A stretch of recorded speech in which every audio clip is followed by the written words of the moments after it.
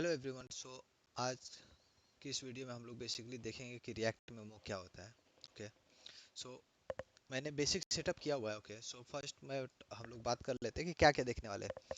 तो हम लोग पढ़ने वाले, हम लोग जानने वाले कि रिएक्ट मेमो क्या होता है, इंटरव्यू में कैसा क्वेश्चन आता है रिएक्ट मेमो को लेकर के, रिएक्ट मेमो को ऑप्टिमाइजेशन में कैसे यूज करते हैं। लाइक रिएक्ट मेमो जब भी आता है तब एक दूसरा वर्ड भी सामने आएगा, optimisation.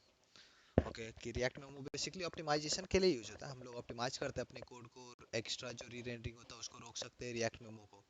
Lots of interview questions like पूछा जाता है रिएक्ट मेमो के ऊपर, मतलब। और अगर आप जानना चाहते हो, लाइक रिएक्ट मेमो ये फंक्शनल कंपोनेंट में यूज होता है। अगर आप यही चीज क्लास कंपोनेंट में देखो तो क्लास कंपोनेंट में प्योर कंपोनेंट का एक कॉन्सेप्ट होता है। ओके। सो ओवरऑल सब कुछ हम लोग इस वीडियो में कवर करेंगे। ओके। सो चालू करता हूँ। तो चलिए पहले तो बता दूं, देखिए एक सेटअप किया हुआ मैंने। बेसिक सेटअप है ये। मैंने स्टेट बनाया हुआ है, दो स्टेट। ओके। एक तो ये इनपुट के लिए है, इनपुट हैंडल करने के लिए स्टेट है, वैल्यू सेट स्टेट। जब भी इनपुट चेंज होगा तो वैल्यू अपडेट होगा हमारा। ठीक है। फिर मैंने एक बटन बनाया हुआ है जिसके क्लिक करने पे हमने ऑन क्लिक फंक्शन कॉल किया। ऑन क्लिक फंक्शन क्या करता है, बस वो जो काउंट है उसको लास्ट से प्लस कर देगा। काउंटर नहीं है, जस्ट क्लिक में हर क्लिक पे काउंट बढ़ेगा। ये अपना चाइल्ड कंपोनेंट है। काउंट कंपोनेंट जो चाइल्ड है, जिसमें प्रॉप्स पास हो रहा है काउंट। और ये अपना है जहाँ पे सीधा प्रॉप्स आता है और वो सिर्फ दिख रहा है। और हमारा ये लॉग है जिसमें लिखा हुआ है चाइल्ड कंपोनेंट है, और ये है पेरेंट कंपोनेंट। ठीक है। सो अब सिनेरियो आते हैं कि चाइल्ड मतलब हमें रिएक्ट मेमो की जरूरत क्यों पड़ी। ठीक है। अब जैसे बोलते हैं क्यों पड़ी जरूरत, तो अभी मैं देखते देखिए। तो ये हमारा नॉर्मल कंपोनेंट है।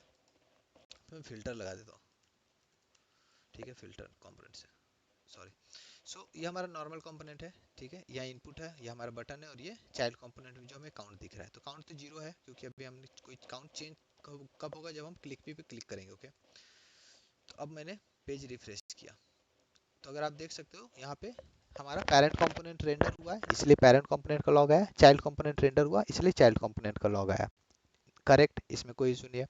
अब मैं क्या कर रहा हूँ, यहाँ पे लिख रहा हूँ जावा। तो ये जब अपडेट हुआ तो हमें पता है यूज स्टेट जब भी अपडेट होता है तो री रेंडरिंग होता है, स्टेट चेंज होता है तो री रेंडरिंग होता है। हमने 4 बार स्टेट चेंज किया, जावा लिखा तो 4 बार री रेंडर हुआ। ठीक है। तो री रेंडरिंग से हमें कोई इशू नहीं है, री रेंडरिंग होता है वो होता रहेगा। अगर आप देखोगे तो हमने इनपुट वैल्यू को चेंज किया। इनपुट का क्या था, वैल्यू है, और सेट वैल्यू, वैल्यू अपडेट हुआ, और पेरेंट कंपोनेंट री रेंडर हुआ। यहाँ तक हमें कोई प्रॉब्लम नहीं है। लेकिन हमारा जो चाइल्ड कंपोनेंट है उससे में तो वैल्यू का कोई लेना देना नहीं है, कोई कनेक्शन नहीं था सेट वैल्यू से भी, तो भी चाइल्ड कंपोनेंट री रेंडर हुआ। तो अब आप सोच रहे होगे कि हाँ होगा ही, क्योंकि ये पेरेंट कंपोनेंट के अंदर है तो चाइल्ड कंपोनेंट री रेंडर होगा ही। अगर पेरेंट कंपोनेंट री रेंडर हुआ तो चाइल्ड कंपोनेंट भी री रेंडर होना चाहिए और होगा ही। लेकिन इशू यहाँ पे ये है कि जब चाइल्ड कंपोनेंट का जिस भी चीज से जो प्रॉप्स है वो चेंज नहीं हुआ, चाइल्ड कंपोनेंट में कोई चेंज आया नहीं, तो हम चाइल्ड कंपोनेंट री रेंडर कर ही क्यों रहे, ये एडिशनल री रेंडरिंग हो ही क्यों रहा है। अगर आप अभी हमारा कंपोनेंट में सिर्फ दो कंपोनेंट है, एक पेरेंट है और दूसरा चाइल्ड है, तो ठीक है। लेकिन अगर समझ लो ये बहुत सारे कंपोनेंट है, चाइल्ड के अंदर चाइल्ड, चाइल्ड के अंदर चाइल्ड रहेगा, तब क्या होगा। आप हर को तो ऐसा री रेंडर करने नहीं दे सकते, तो ये एक परफॉर्मेंस इशू हो जाएगा। ऐसा नहीं कि बहुत ह्यूज इम्पैक्ट करेगा ये, लेकिन थोड़ा तो है कि अगर आप रोक सकते हो तो रोक दो। आप ये देखो कि नॉर्मली क्या हुआ, जब हमने ये चेंज किया तो अभी भी ये जीरो है, तब भी ये जीरो था। ओके। तो जब हमने इसको चेंज ही नहीं किया तो ये जीरो है, तो तब भी जीरो था। तो अगर ये चेंज हो तो अपडेट करो चाइल्ड कंपोनेंट को। तो इसीलिए रिएक्ट मेमो का यूज होता है कि अभी जैसे चाइल्ड मेमो है, तो अगर हम लोग रिएक्ट मेमो बेसिकली क्या करता है, वो हायर ऑर्डर कंपोनेंट है। एक हायर ऑर्डर कंपोनेंट वो जो एक कंपोनेंट लेगा और इन रिटर्न एक कंपोनेंट देगा। ठीक है। तो हायर ऑर्डर कंपोनेंट में कंपोनेंट चाहिए, तो इस कंपोनेंट को अगर हम लोग रैप कर देते हैं रिएक्ट मेमो से, जैसे अगर आप इसको रिएक्ट मेमो से रैप करोगे तो फिर ये कंपोनेंट ऑप्टिमाइज हो जाएगा। तो चलो हम लोग देखते हैं रिएक्ट मेमो को रैप करने के लिए। जैसे ये कंपोनेंट को हमने यहाँ से डिफॉल्ट एक्सपोर्ट किया, तो यहीं से हम इसे रैप कर देंगे। तो रिएक्ट मेमो लिखते हैं। तो ये रिएक्ट में ही आता है, रिएक्ट मेमो। ठीक है। और ये यूज मेमो से अलग है। आप ये मत सोचना रिएक्ट मेमो और यूज मेमो सेम है। तो मैंने इसको रैप कर दिया, ये मेरा रिएक्ट मेमो है, और इसको रैप किया मैंने एक कंपोनेंट, इसको ये जो काउंट कंपोनेंट उसको रैप किया मैंने रिएक्ट मेमो से। तो आप देखो कैसे मैंने किया, मेमो, फिर राउंड ब्रैकेट के अंदर कंपोनेंट दिया। अब मैंने ये कर दिया। ठीक है। अब अगर देखते हैं तो अब हम इसे रिफ्रेश कर देते कंपोनेंट को वापस से। अभी फर्स्ट टाइम में अपडेट हुआ, it's okay, that is fine. अब मैं इसको अपडेट करता हूँ। अब देखो, अभी अपडेट नहीं हो रहा है, चाइल्ड कंपोनेंट री रेंडर नहीं हो रहा है। रिएक्ट मेमो हमने यूज किया तो चाइल्ड कंपोनेंट क्यों नहीं री रेंडर, क्योंकि हमने उसे रैप कर दिया मेमो से। और मेमो क्या बोलता है कि जब तक इसका प्रॉप्स अपडेट नहीं होगा तब तक ये कंपोनेंट री रेंडर नहीं होगा। ओके, तो जब भी जैसे कि अभी हमारा क्या हो रहा है इसमें कि ये इनपुट है, अभी हमारा इनपुट अपडेट हो रहा है, इनपुट अपडेट होने के कारण ये हमारा पेरेंट कंपोनेंट री रेंडर हो रहा है। लेकिन पेरेंट कंपोनेंट के अंदर ये जो काउंट कंपोनेंट है, जो हमारा चाइल्ड कंपोनेंट है, ये मेमो यूज किया है। तो एज पर मेमो अगर इसका प्रॉप्स चेंज नहीं होता है तो ये कंपोनेंट री रेंडर नहीं होगा। और ये प्रॉप्स कब चेंज होता है, जब हम क्लिक मी बटन पे क्लिक करते हैं। ओके, तो अब हम करते हैं काम, हम क्लिक मी बटन पे क्लिक कर रहे हैं। तो अब देखो आप चाइल्ड कंपोनेंट री रेंडर हो रहा है। क्यों री रेंडर हो रहा है, क्योंकि इसका प्रॉप्स जो है वो चेंज हो रहा है।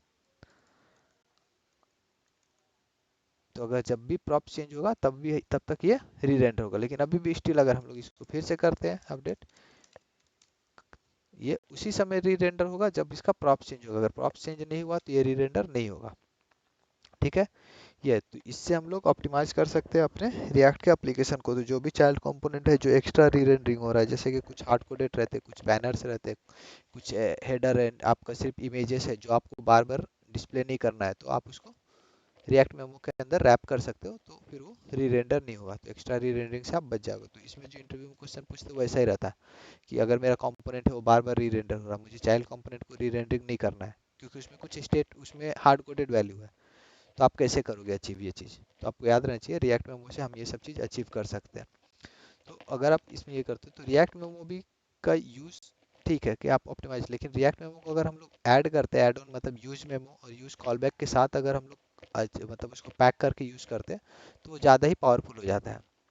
इसमें क्यों इशू आता है, जैसे कि अभी ये तो हार्ड एक वैल्यू है तो समझ में आ रहा है, लेकिन जब भी यहाँ पे एक रेफरेंशियल और रेफरेंस वैल्यू पास होगा, जैसे कि मान लो कि मैं काम करता हूँ, मैं ये बटन को चाइल्ड कंपोनेंट में डाल कर देता हूँ।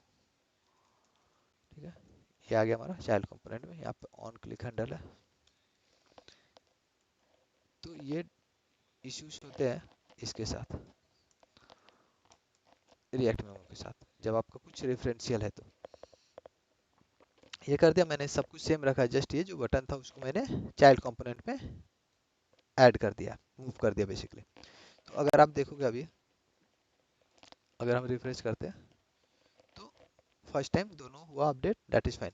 अब मैं करता हूँ यहाँ पे अपडेट, देखो अब मैं ऐड कर रहा हूँ स्टिल, तो अब क्या हो रहा है, फिर से दोनों अपडेट हो रहे, दोनों री रेंडर हो रहे हैं। बट हमने तो भाई मेमो यूज़ किया हुआ है। अभी आप बोलोगे मैंने तो मेमो यूज़ किया है, स्टिल अपडेट हो रहा है, और हमारा काउंटर ऑन क्लिक हैंडल का कोई कनेक्शन ही नहीं है अभी तक, वो ना अपडेट हुआ ना कुछ हुआ, स्टिल वो कैसे अपडेट हो रहा, हमारा री रेंडर क्यों हुआ चाइल्ड काउंट कंपोनेंट।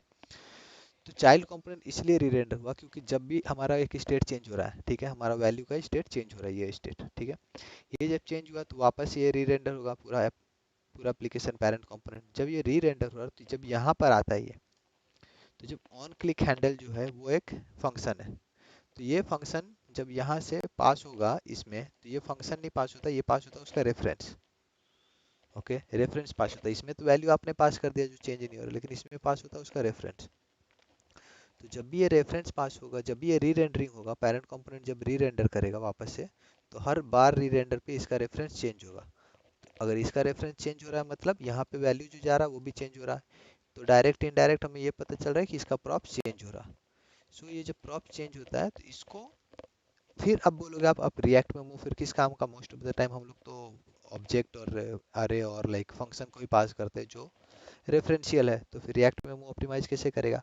इसलिए मैं बोल रहा रिएक्ट मेमो को हम लोग ऐड करते हैं यूज कॉलबैक और यूज मेमो के साथ, तो वो ज़्यादा पावरफुल बन जाता है।